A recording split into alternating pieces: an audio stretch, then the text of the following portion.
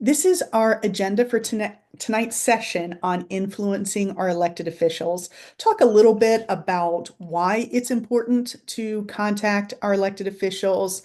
I'll share some guidance on who to contact and how to find some of these people, what to say, including some sample scripts, and then wrap up with resources and next steps.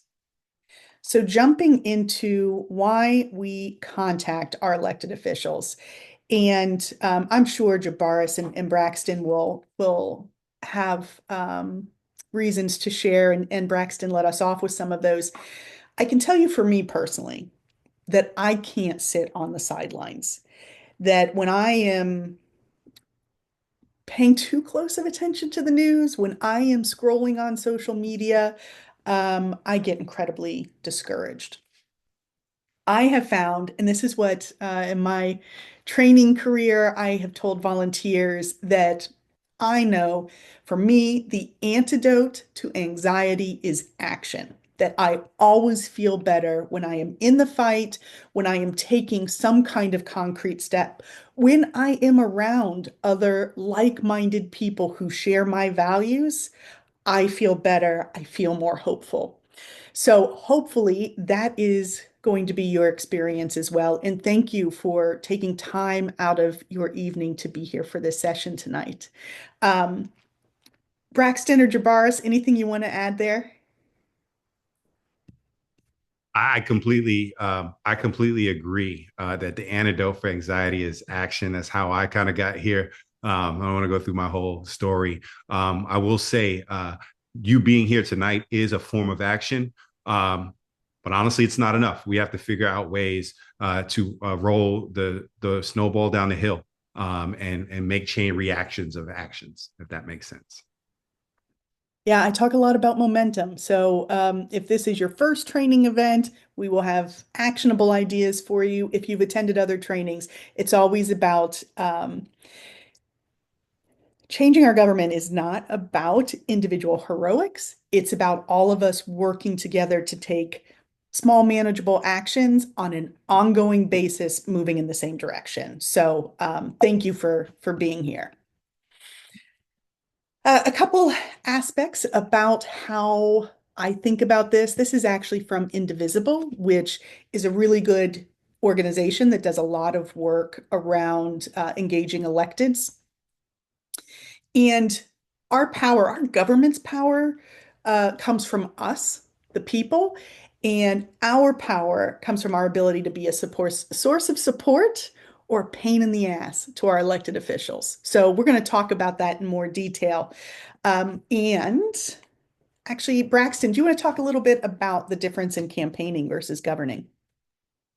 Yeah, campaigning and or politics versus governing are two very different things, and sometimes it can be different to decipher this. Actually, and when I say this to people, sometimes I see the lights go off over their heads, and they're like, "Yeah, those are two different, very different things." And to be completely honest, I got into this world because I was much more interested in the governing part rather than the politics part of it. The way I defined it, right, when your politics is what you believe in, and as an elected official, when I'm going through a campaign, it's my job interview. I'm telling you what my positions are, how I'm going to look at the lens, I'm going to look at problems that are going to be brought to my desk, and therefore the lens that I'm going to approach those problems with.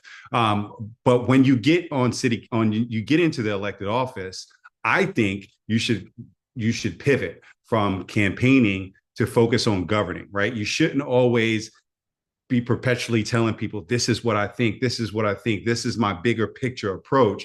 But how are you going to be focusing on the specific issues? For example, when I was first elected to Charlotte City Council, it was after some social unrest, and I figured that we would be dealing with a lot around police community relations. I got to city council, and I was what was put on my desk for the first 6 weeks was wrestling with impervious stormwater runoff and fixing a $3 billion problem. I could have ignored it if I wanted to because that didn't fit the platform that I had campaigned on. But I was able to see this issue from an equity standpoint, from a city development standpoint, how infrastructure was put in certain places, but not others. And I was able to approach it from my political perspective, but I was able to really use a governing lens from that perspective. To bring it to today, we're dealing with the implications of the federal administration's executive orders, for example. And certainly we need rallies and we need folks to be calling out the opposite political kind of pressure that is necessary. But we also need to approach it from a governing standpoint. For example, you might be living in a very rural community that is your county commission is dominated by Republicans who are very supportive of our current president. They will speak out loud about how well Doge is doing this, that, and the other.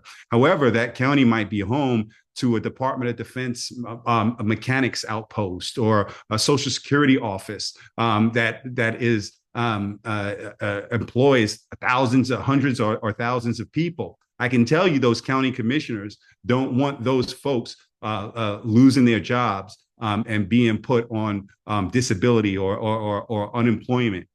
So there are ways that you can work with people that are elected to govern wherever you are, to work up the chain, right? To understand how the systems of government actually do work, to use that political leverage that they might have with the administration and advocate to get things done, like prevent those offices from closing, therefore saving those jobs and saving that public revenue that would otherwise need to go to taking care of those folks. So again, it's not to say that we want to completely abandon a political lens, but know that politics and governing are two different skill sets. And a lot of times we forget about the levers of governing that we have, even when we are in a disproportionate minority. Thank you, Braxton. Let me share a couple more principles that I bring to my organizing work that I would encourage you to think about as well. This is some advice from activist organizer Miriam Kaba. We don't all need to be fighting the same battles. There are too many fronts for that anyhow. Engage in the fights most meaningful to you and leave the others to other people. So what I take away from this is that the work is infinite. Currently, my frustration is infinite. But if I spend too much time thinking about all of the things that are off track, that takes away from my time and energy for taking action. So think about where you want to get plugged in. And honestly, sometimes it means you have to let some things go so you can focus where you think you can have the greatest impact. It does at the federal level feel like everything everywhere all at once. So this is another framework for thinking about where to focus your time and energy.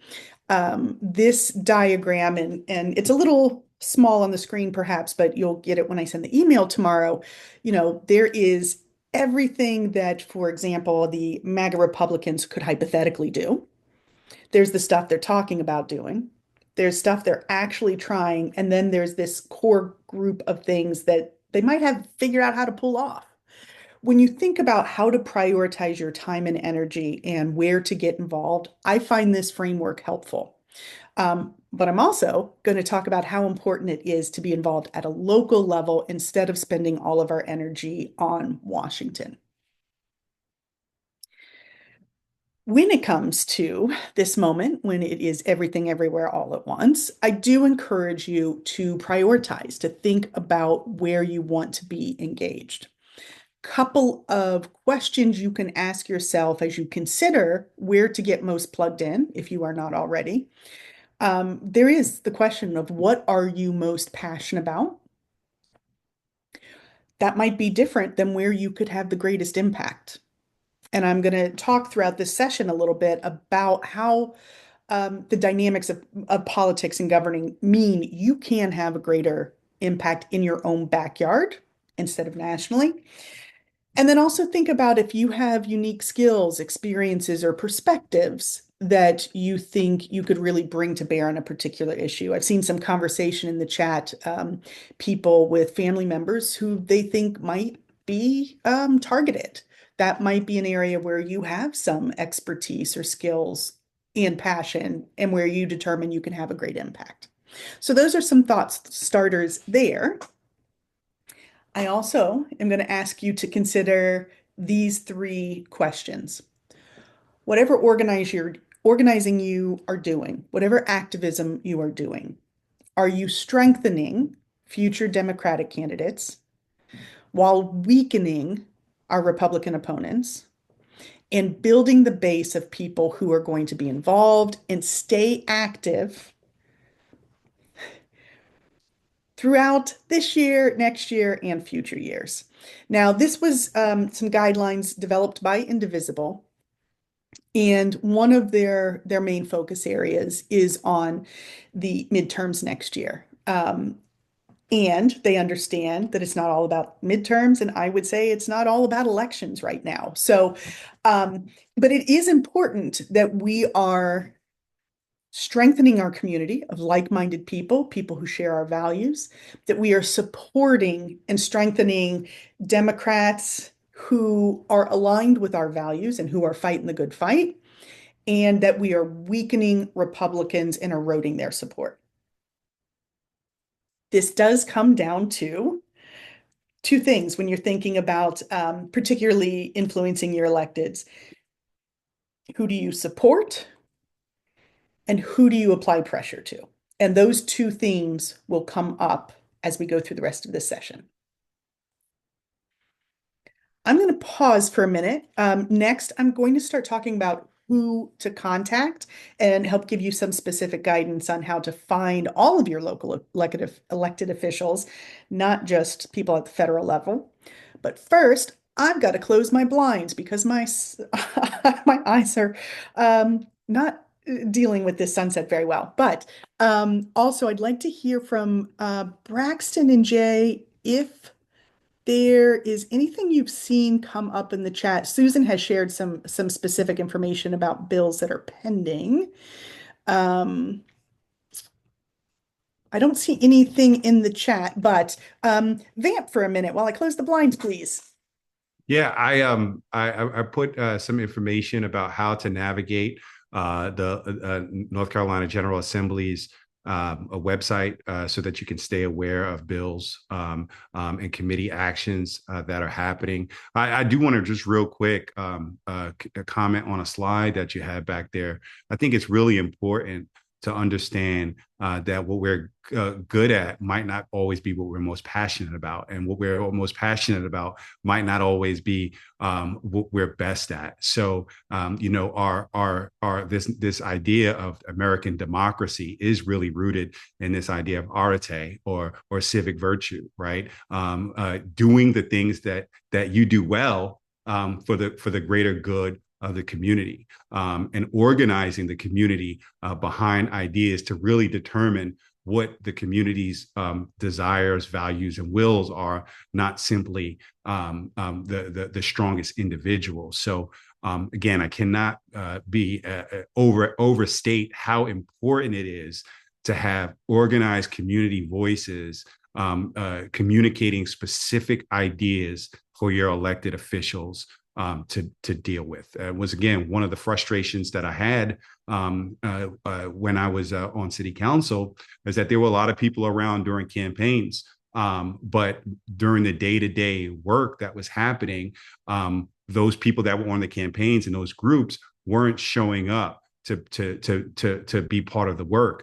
And therefore, that meant that they weren't coming to the city council to advocate for certain position. So you have to, in order to avoid just being a straight politician and being and actually governing, you do have to prioritize the voices of those that show up and are most organized, and you can have a certainty that they're expressing the will of a community and not individuals. So organizing with people and doing the thing that you do well can go a long way in getting things done. It might not always feel like that, but I'm telling you from an elected position, that's very important.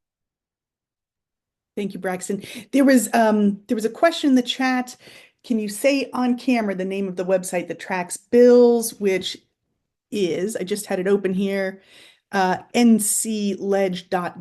I will include that in the follow-up email tomorrow so you can see what bills are pending. And I have a resource that will help with that as well. Okay, let's talk about who to contact, who to apply pressure, who to support. So we know that political power is in lots of different places. It is not just the federal government, it is also state level government and local government. So these are some points from Indivisible that leadership right now is going to come from regular people, not just politicians. Some might say that our politicians at some levels are letting us down.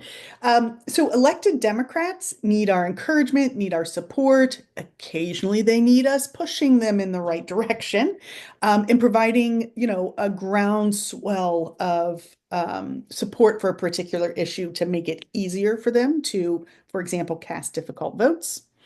And Republicans, they have to break with MAGA or be held accountable for the harms that they're causing. And that's where elections come in. Talking about what elected officials care about. And it kind of comes down to two things. They care about getting reelected and growing their power. There are people in elected office who got into it because they are passionate and they care about doing good work.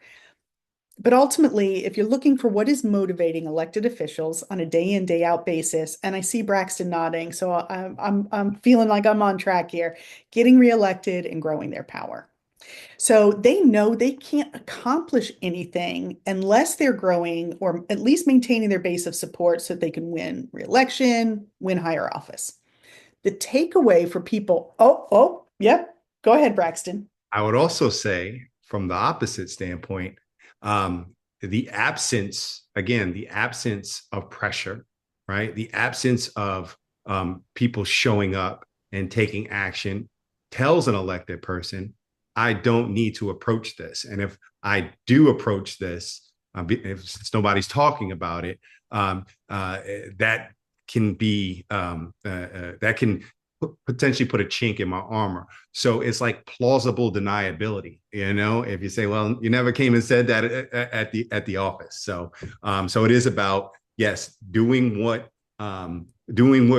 certain people come and ask for, but it's also ignoring those that don't. Your actionable takeaway here from this slide is here in the green. Focus on your elected officials. When I did this session a month ago, we were all mad at John Fetterman. Uh, I I don't know. I'm pretty mad at Chuck Schumer right now, but they're not my elected officials, and I can't get them reelected or keep them from being reelected. So it is very important to focus on your elected officials. This is a little bit more detail. Some of these, honestly, some of these are some hard truths here. So I'm going to read a couple of these. Um, your electeds care a lot about verified constituents who they actually represent. So people who live in their district, live in their state, live in their town.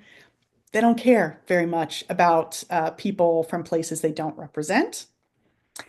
Um, Advocacy requires effort. The more your elected official at whatever level is going to sit up and pay attention. So when they can see a big effort to organize something, that tells them there are a lot of people, a lot of voters who are passionate about that. On the flip side, they don't really care about my strongly worded, rude tweet. They don't really care so much about form letters. Every once in a blue moon, some of those things break through the Facebook comments and stuff, but generally, they're not paying a whole bunch of attention to that. They do care about the endorsement of interest groups that have verified political power. And demonstrating you have political power is because you have money or you got a lot of people. This is similar to that second item on the list. They don't really care about your thoughtful analysis of a proposed bill. And I'm telling you this because I want you to let go of that pressure. This will come up again when I talk about calling your electeds and propose scripts. You do not need to craft the perfect metaphor or, share all of your analysis of a bill. They just want to know raw numbers. A single constituent, not as compelling for them, but groups of constituents or big donors. For the purposes of this conversation, we're focused on big groups of constituents they do care about. Um, I will say on this item, what constitutes big scales based on the office held. So if you're trying to get on Tom Tillis's radar, that's going to take a lot of people, a large organization, a well-established organization to get his attention. If you're trying to get a meeting with your mayor or your town council member, and I live in Holly Springs, it's not huge. Like three people trying to meet with your town councilor, that might be enough to have a really big impact. So elected officials do care about a concrete ask. So when you are calling, when you are lobbying, when you're reaching out to them, ask them to do or not do something specific. They don't really want to hear your general ideas about the world. They don't really want to hear a laundry list of everything you're concerned about. Make a single timely ask when you are calling. In particular, we'll talk about if you're meeting in person, there might be an opportunity to talk about a couple things. But generally, when you're making a phone call, you want one timely ask. Can I jump in here real quick? Yes, Uh, please. Again, what you said about groups of constituents that can be that can leverage the elected official up the ladder, and you mentioned Tom Tillis. One of those groups of local people are your local elected officials. So I'll give a personal example. I live in the great state of Mecklenburg, the great state of Charlotte. And it's ironic because it can be hard to get stuff done. Tom Tillis and I have very different politics. However, being a council member, I was able to get a lot of stuff done through Tom Tillis's office. Well, I knew the things that I can bring to him, right? That he was going to have interest because of all the other things that Christy was talking about getting reelected, about getting the constituencies they are not privy to what's going on the ground. So my constituents are his constituents, even though it might be a different percentage wise. So he has interest and he's going to listen closely to other electeds along the chain. So this is where I reiterate, in certain places, especially rural and very ruby red counties, being a Democrat, you can leverage the constituencies of folks like your town councilors or your county commissioners to amplify issues of your locality up the food chain and get things done. Actually, get things done from a governing perspective that might not ever show up on a political palm card, but will mean a lot to the people in your community. Thank you. A couple things came up in the chat. You can absolutely share these slides. And Susan, I'm going to have a resource for you in like 10 minutes on upcoming legislation. All right, let's get specific. I think most people here are North Carolinians. Our senators are both Republicans, Tom Tillis, Ted Budd. I'm highlighting Tom Tillis here because he is up for re-election in 2026, which means the pressure we can apply to him is greater. So you will see a lot of activity, a lot of organizing, specifically targeting Tom Tillis in the next year and a half. I have both of their phone numbers on the screen. I also have the phone number for the federal switchboard. So if you're joining us from outside of North Carolina, you can use that number to find your senators, to find your General Assembly members. Jabaris, if you would drop, I think there are links for this one, and it will also be in the email tomorrow. So Jabaris is going to drop a link here where actually when you put in your address, it will pull up who is your U.S. House representative, your North Carolina House, and North Carolina Senate. So you can get their information and their contact information. Oops. We also have a link we will share for the North Carolina Council of State. So this is the executive branch offices. There are 10 people here, even split. So you can get the information for the Council of State and contact them as well, depending on the issue and their area. For your county level and town council level, I don't have like a centralized place that will give you all of those. However, if you Google, in this case, I Googled Wake County elected officials, and you can see it brings up an official list on the wake.gov website, so I can find those people. And you can also Google for your town name. And again, my town has a list here, the official website, and lists all the elected officials. Pro tip, save their information in your phone. So, whatever you find for them, their district phone numbers, local office phone numbers, their mailing address and the physical address, or district offices, put all of that in their emails, follow them on social media. When you have their contact information in your phone, it'll make it just a little bit easier to reach out to them. And the other thing I have been known to do is put a calendar notice, send myself a reminder every day at 9:30, call and yell at Tom Tillis about today's news or whatever. So if there's organizing you're doing, maybe set yourself a reminder as well, so you have that frequent touch base. Okay. I'm going to talk about what to say next, but let me look at the chat. Has anything come up in the chat that we should talk about?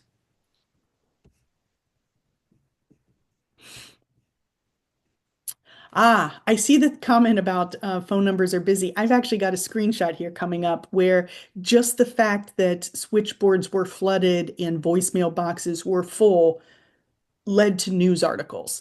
So that's another way that we are applying pressure.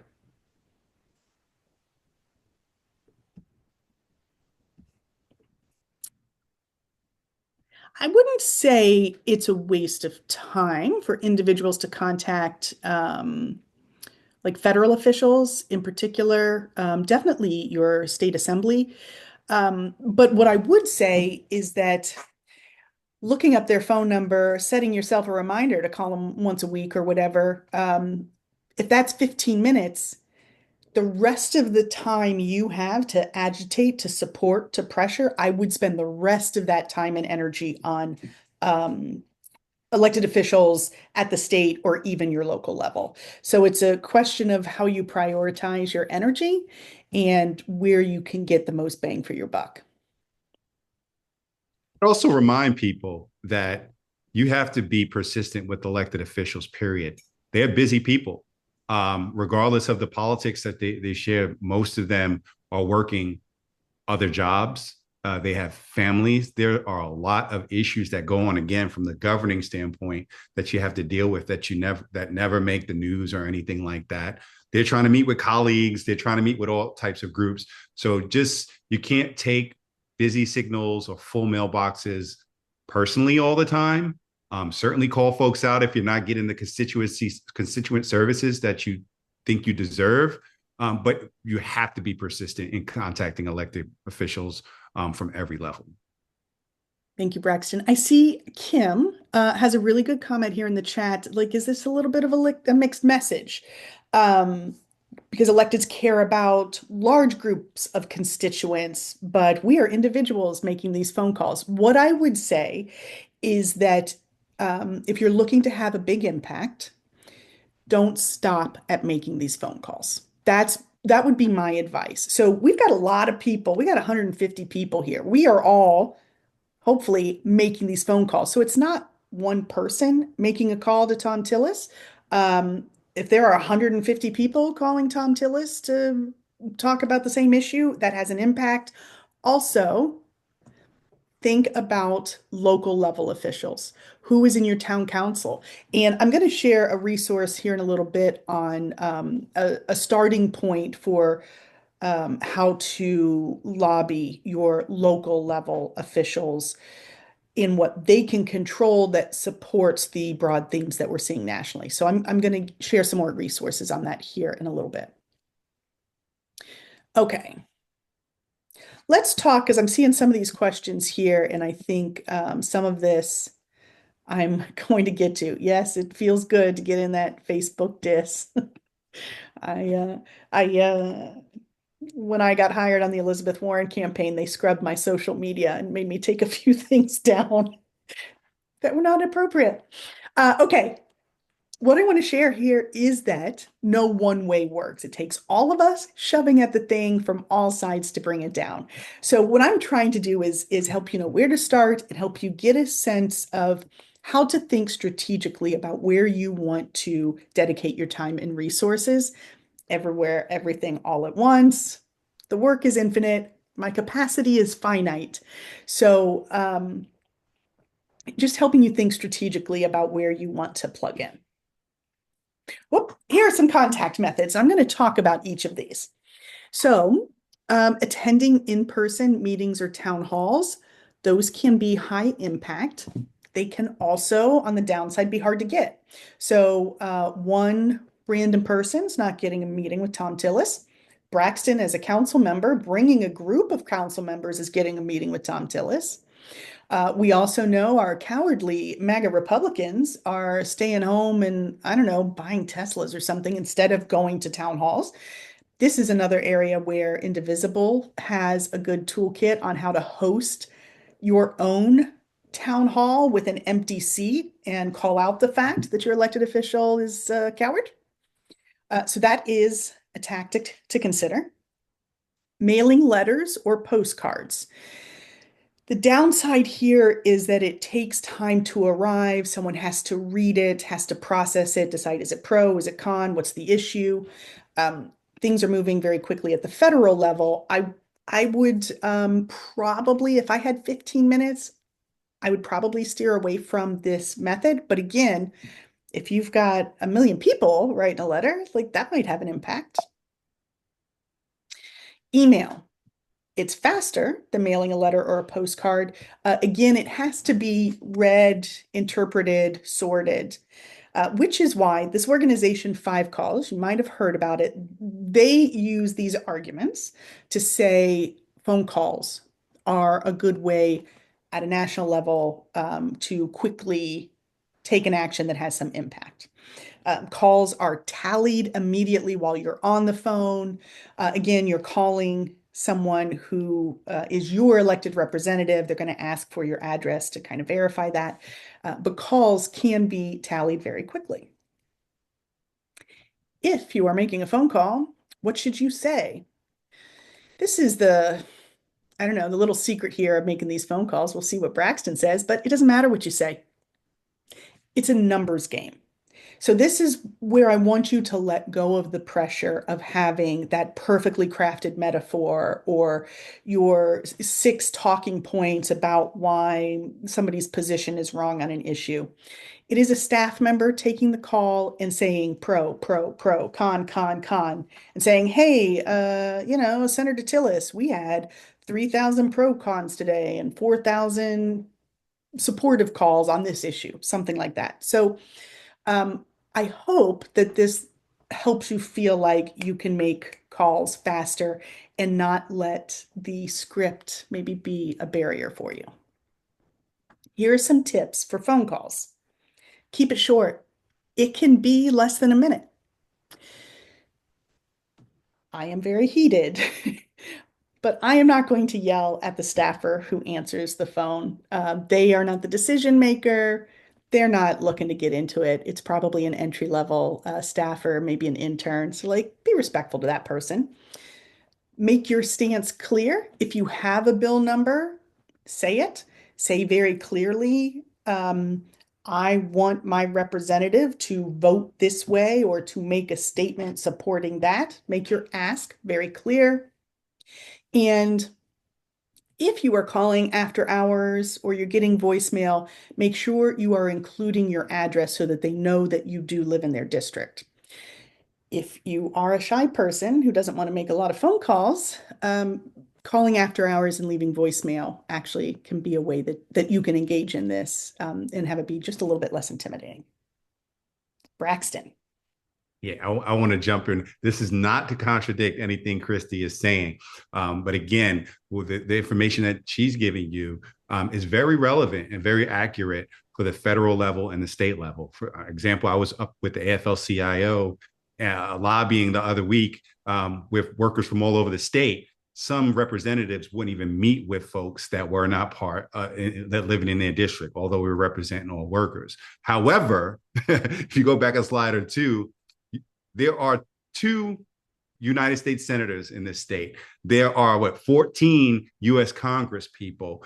There are thousands of city council members, school board members, and county commissioners, soil and water commissioners. And I will tell you, they are looking, they do care about what you say because they don't have the research outlets. They don't have the resources and they don't have the support of special interests, right? So when you are speaking on the local level, they do want to hear ideas. They want to hear perspective on issues and actionable things that they can have their staff look into. So I would say, again, Christy is very accurate on the state and federal standpoint, but where you have the most potent power is on the local level. And that is where you can have some very rational conversations with, again, people who might be of different political persuasions than you.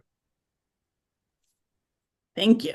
I saw some comments in the chat for 5 calls. People are using that and finding it helpful. They are focused at the federal level. I'm going to give you I've been promising another resource. So with 5 calls, it is a good tool for making these quick calls to federal legislators. They provide a sample script. It is updated. It's purely volunteer run. And it is updated regularly with what bills are going to come up for a vote this week or whatever. And they do provide a sample script. So you'll go in, you'll put your address. It'll pull up who are your elected. You'll say, this is the issue I want to call about, and it will give you a sample script. I would argue that this script might be a little bit long, but they do give you that as a starting point. So hopefully that will be helpful. Here we go. North Carolina actions and scripts. So Jabaris, if you could drop this link in the chat. Indivisible Charlotte chapter does something similar-ish to 5 calls at the state level. So this is an email that is sent out every week, and it talks about what legislation is coming up in the North Carolina General Assembly. This is a screenshot of the most recent email I had for them. So you can see they're talking about what bills are coming up. There's a link for scripts. There's a link for you to find your legislators. So this is a really good resource here in North Carolina at the General Assembly level. I've also seen some comments in the chat from some people who are engaged with our county parties. That is a fantastic resource for pressuring your town council, your county commissioners, lobbying those elected officials. Plug in with your county party, and they might already have relationships. Sometimes the county parties will have elected officials come to their meetings to meet with constituents. So those are resources for you to go further down the ballot, closer to where you live. Back to calls for just a moment. Remember, we should be calling to indicate our support for thanking our elected officials for taking some difficult votes and making difficult statements, in addition to calling to pressure people who we want to move on an issue. Other contact methods. When it comes to in-person meeting, town hall, as Braxton said, this is where at a local level, you really can have a smaller group get together with your elected official or make a phone call with smaller numbers and have an impact. I want to share this resource from the Physicians Health, nope, forgot the acronym, sorry. They have a congressional visit how-to kit. And I think it's good if you are organizing as a group to meet with your representative, maybe to meet with state assembly members. And that resource probably also has some tips for you if you're just looking to meet. I shouldn't have said God is just, great if you and God are. is good. Let us thank him for If you are looking to meet with your mayor, your town council, county commissioners, it's the same basic steps, and they've got some tips in this toolkit for how to get the meeting set up. They talk about the importance of persistence, as Braxton mentioned. These are busy people. It might take you more than a couple of phone calls. It will talk about how to thank you, physicians, for a national health program, how to prepare for the meeting, and what to expect in the meeting. So, this I'm calling a group project. So even at like the city council, town council level, you will be more influential if you've got 3, 5, 6 people with you. So again, if you are on here and you are a county party officer or a precinct leader, this could be an activity that you want to organize at the precinct or county level. If you are not yet plugged into your county party, uh, reach out, get plugged in. I'm sharing these resources with them because this is higher impact the more people you have. Also, in person, the North Carolina Democratic Party is organizing this event once a month. This is Pack the Gallery, where we are encouraging people to show up at the North Carolina General Assembly and let our elected officials here in North Carolina know we are paying attention. We're watching what you're doing. We're not happy with a lot of it. And they're not going to be able to just conduct business under, the cloak of darkness or something. So this month is March 26th. If you've been in any of my other trainings recently, you might notice that this has been rescheduled. It was March 19th. It is now March 26th, but join us for one of these Pack the Gallery sessions. Again, we get numbers, right? We got 40, 50 people in the gallery. Another fantastic resource here is from Siembra, North Carolina, and they've got this guidebook. When you go to their website, you can get this guidebook. It is specifically around defending immigrants and immigrants' rights. A playbook for local policy advocacy. So Braxton has really been talking about how you can impact town council, county commissioner level elected officials. This has suggestions, practical, tactical suggestions on how at the city or county level your elected officials can protect immigrants' rights. So if this is an issue near and dear to your heart, this is a fantastic playbook for this topic. And if you know a similar resource on other topics, send it my way and I'll start sharing them. Happy Yeah, to talk about that. and this is a great example of the difference between campaigning and governing. What Siembra was able to do here in Mecklenburg County a couple years ago, we replaced one Democratic sheriff with another Democratic sheriff because one Democratic sheriff was basically collaborating with ICE and the other wasn't. So Siembra, just to add a little more context about kind of all we're talking about into a resource, but also a group that is really walking the walk, not just talking the talk. Excellent. Hey, oh, wait, I showed you the answer. I want to see in the chat, please. Type in the chat. I know there's been a lot going on in the chat and I am not caught up, but What other tactics or ideas have been working for you all? While I scroll in the chat.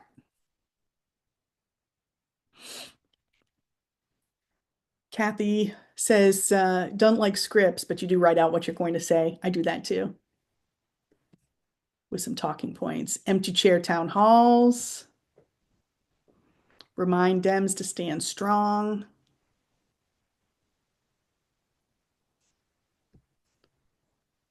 You know, and just reiterating the point, in North Carolina, the way we are set up as a government, city councils, county commissions, school boards, they're all creatures of the General Assembly. So one of the things that, they always say, well, the General Assembly can just come in and dissolve your town council and run the city if you want. That is true. But they don't necessarily want to because it's hard to make sure everybody's trash gets picked up every week, to be completely honest. However, there is a chain of command, right? Your city councilors, your town commissioners, or whatever you may call them, do have direct lines. There's a constant up and down between Raleigh and your municipality. So if you can't make it to Raleigh to pack the gallery, you can make it to your locality to pack that gallery as well. Yeah. I saw, oh yeah, Tesla dealer. Like this is a 100% grassroots thing, right? People showing up at Tesla dealers and stop letting people know we're not okay with Elon Musk. Yeah. I'm going to talk about taking a win here in just a minute. Avi, thank you for dropping all the links in the chat when it comes along. Thank you. Siembra is hosting a defense planning in-person meetup. Nice. Alamance, Chatham, Orange. Good, good. I can put in the chat, or maybe Jabaris can, Dorian's email address. Dorian organizes the Pack the Gallery events. I will tell you, and I'm giving a sneak peek here. I know this is coming up in a couple of slides, and I see a question about Justice Riggs too. So Justice Allison Riggs, of course, won her election to stay on the North Carolina State Supreme Court, and the Republicans have got all kinds of shenanigans going on. And one way I know that packing the gallery and making calls and everything we're doing to agitate is working is because in the next court date, I don't speak lawyer, the next court date related to Allison Riggs, they are doing it remotely. Instead of having the court case heard in public, they're doing it over Zoom because they know we were going to bring numbers. I take this as a win. It doesn't mean Allison Riggs's seat is safe and resolved and everything, but they know what we're doing. They're seeing us agitating. And the fact that they're hiding from us, that the elected officials on the Republican side are hiding for us, that is because of this work. That is because we're making calls, because we're protesting, because we're packing the gallery. They see what we're doing and they are scared. That is a type of victory. It might not yet be changing policy in the way we want, but I believe strongly in enjoying our victories, recognizing them, and taking some satisfaction in that. They're scared of us. Good. Okay, here are some other ideas I threw on the slide. I got myself wound up for a second. We've talked about attending town council, county commission meetings, submitting public comment.